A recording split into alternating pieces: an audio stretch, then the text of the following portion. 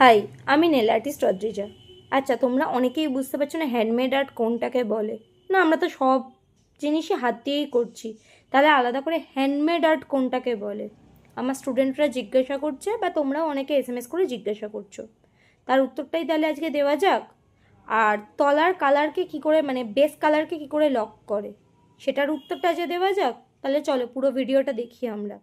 দেখো, প্রথমে কালার লাগালাম বেসে একখানা, তারপরে ম্যাট কোট, সে যে কোনো কোম্পানির ম্যাট কোট হোক, সেই ম্যাট কোট দিয়ে ওটাকে সিল করতে হবে।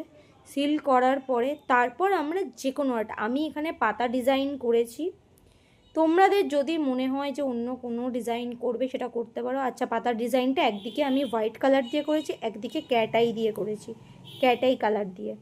আচ্ছা, ক্যাট আই কালার বলতে আমরা যেটা দিয়ে করছি এখানে কাজ, সেটা হচ্ছে 9D ক্যাট আই, TFF এর 9D ক্যাট আই পলিশ। ঠিক আছে, ওটাকে তো অ্যাক্টিভ করতে হবে, তাই না? দেখো, আমরা একটা ম্যাগনেট দিয়ে অ্যাক্টিভ করে নিলাম, ভালো করে দেখে নাও, তোমরা বুঝতে পারবে। যেভাবে আমরা হলোগ্রাফিক ক্যাট আই করি, ঠিক ওরমভাবে অ্যাক্টিভ করতে হবে। ঠিক আছে, অ্যাক্টিভ করলে এই হ্যান্ডমেড আর্টটা তৈরি হয়ে যাবে। টাটা।